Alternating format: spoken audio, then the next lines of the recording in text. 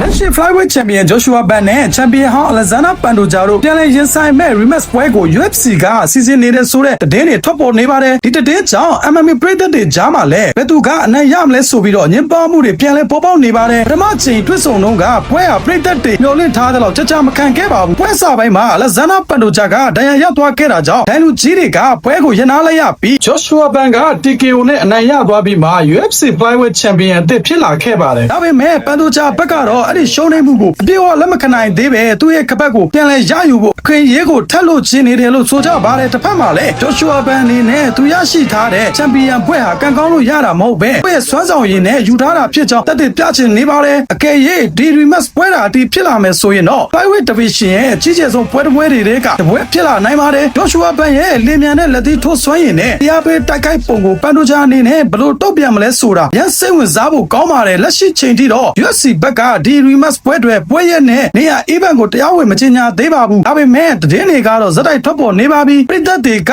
လည်းဒီပွဲကိုအမြန်ဆုံးအတည်ပြုစေချင်နေကြပါတယ်ပြည်သက်တို့ကရောဒီ rematch ပွဲတာတကယ်ဖြစ်လာရင်ဘယ်သူကအောင်ပွဲရသွားမယ်လို့ထင်ကြပါသလဲ Joshua Ban က Champion ဘွဲ့ကိုဆက်လက်ကာကွယ်နိုင်မလားဒါမှမဟုတ် Alexander Pantoja ကသူ့ရဲ့ခပတ်ကိုပြန်လဲသိမ့်ပိုက်နိုင်မလားဆိုတာပြည်သက်တို့ရဲ့အမြင်လေးတွေကို comment မှာရေးပေးခဲ့ကြပါဦးနောက်ထပ် UFC နဲ့ MMA သတင်းအသစ်တွေကိုအချိန်နဲ့တပြေးညီသိချင်ရင်တော့ပေလေးကို follow လုပ်ထားဖို့မမေ့ပါနဲ့။ဖိုင်ရက်ထက်ကရက်ထက်ဖြစ်ပါတယ်